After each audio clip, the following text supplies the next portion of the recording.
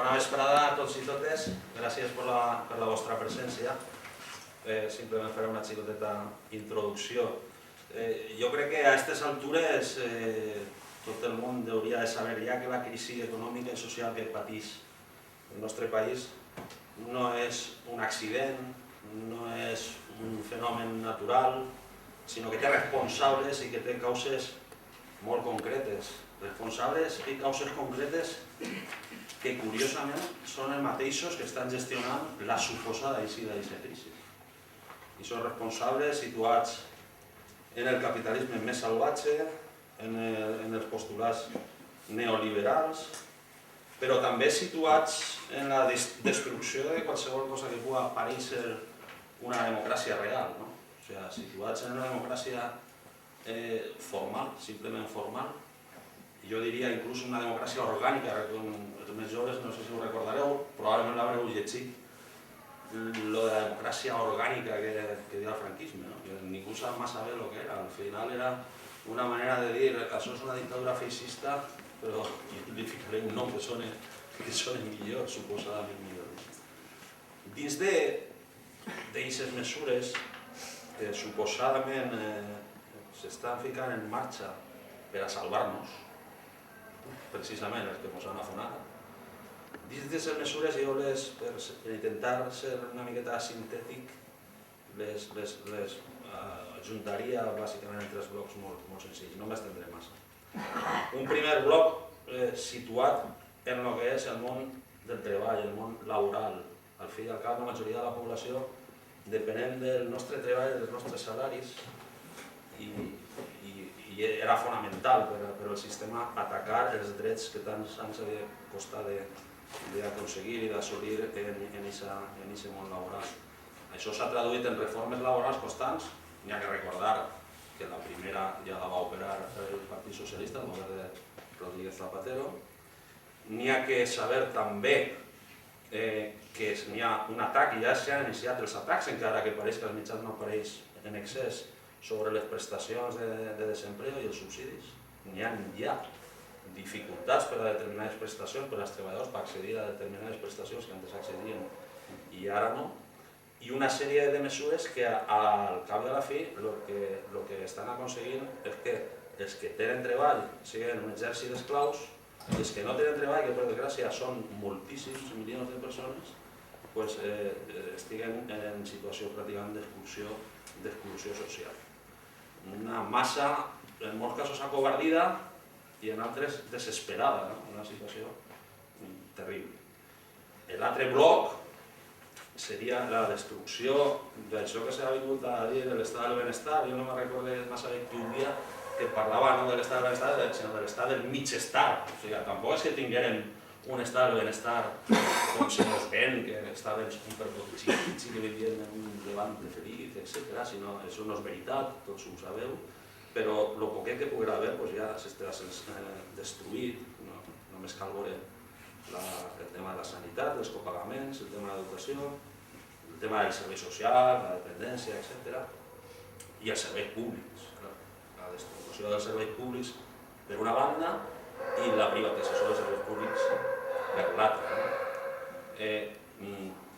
L'altre bloc, per intentar ser sintètics, tots s'interrelacionen uns amb els altres, és un conjunt, evidentment, però per intentar veure-ho per parts, seria l'atac directe a les llibertats públiques i al que se coneix com a drets civils, o drets individuals, o drets fonamentals, com vulguem dir-ho. I aquests atacs se centren, per exemple, que és una cosa que encara no han fet, però jo crec que ho faran, quan hi ha una vaga de ressò mediàtic, en seguida ja parlen de regular el dret de vaga. Regular el dret de vaga és cercenar-lo, això ho tenim molt clar. Vegem, per exemple, l'atac frontal als drets de les dones respecte a l'avortament. Vegem també, tampoc ha sigut molt mediàtic, però sí que n'hi ha hagut moviments legislatius per part del Partit Popular per cercenar la llibertat sexual i la possibilitat que les parelles que conformen famílies que ells consideren que no deuen de ser famílies puguen tindre una vida plena, en temes d'adopció, per exemple, de menors i tal. I, per exemple, molt recent, un cop absolutament infumable a la justícia universal en una espècie de reforma express se va carregar el que s'estava fent en alguns tribunals espanyols respecte als genocidis en altres països. Per exemple, el tema de l'assassinat per part de les tropes yanquis en Iraq de José Couso podria quedar completament aquesta causa desarticulada en aquesta reforma, una reforma que se produeix única i exclusivament perquè el govern xinès se cabreja en Rajoy perquè s'havien imputat a uns dirigents del Partit Comunista Xinès que possiblement estaven involucrats en accions de genocidi al poble del Tíbet. Dins d'aquest bloc d'atacs a les llibertats públiques, la guinda de tot el pastel entenem nosaltres que és precisament la nova llei que ells diuen de seguretat ciutadana, que nosaltres diem que és una llei mordassa, una llei de vapor, un intent precisament per callar-nos, per criminalitzar la protesta davant de tota aquesta desarticulació brutal de la que estem parlant. És la ferramenta final policial, en sentit ample de la paraula policial, que no se malinterprete, en el sentit amplíssim per a criminalitzar qualsevol moviment social de protesta davant de totes aquestes barbaritats. Això ens du directament, nosaltres titulàvem esta, no vull allargar-me massa, però nosaltres titulàvem esta xerrada com a si estigui al passat, si tota aquesta mesura legislativa es tornava al passat. Nosaltres creiem que sí, i al final tindrem que dir-ho, o sigui, si ens lleven els drets socials, els drets laborals, els drets individuals, i damunt converteixen l'Estat en una maquinària de repressió, tindrem totes les constitucions que vulgueu, però jo vaig a dir que això és un feixisme. Me diran que soc un antic, que aquestes paraules ja no s'utilitzen, però és la veritat. Ahir la voluntat del poble no queda molt lluny.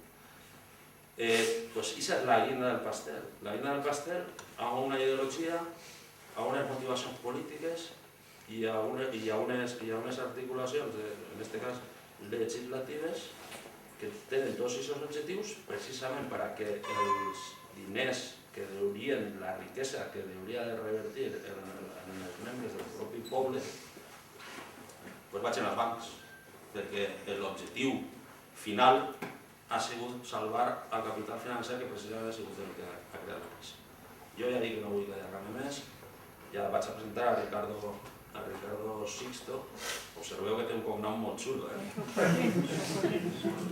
Et vaig a contar una anècdota perquè el Ricardo, si me permetisses, quan el poble valencià te va elegir diputat a les Corts de València, una dona va parar a ma mare i diu: enhorabona, no sabia que tingueres un fill tan important.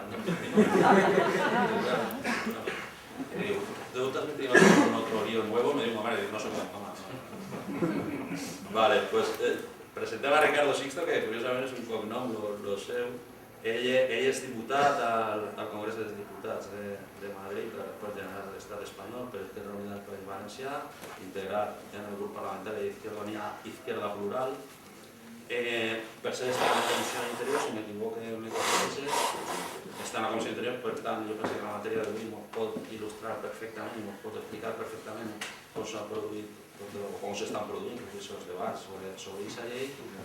I malgrat la seva joventut, n'hi ha que dir que porta molts anys involucrat en els moviments socials i polítics, porta molts anys de responsabilitats organitzatives a la CID d'Esquerra Unida del País Valencià, tinc molts anys, malgrat que és jove, torno a remarcar, i actualment també és membre de la Comissió Executiva Nacional d'Esquerra Unida del País Valencià. Jo ja me callo perquè això que no n'hi ha micro, quan agarren un micro no el solte, me callo i li dono la paraula a Ricardo Sixto. Tampoc pretenem que sigui una classe magistral sobre la legislació, jo penso que estem en condicions d'interromputs, d'entrar en debat i parlar dels temes que faig.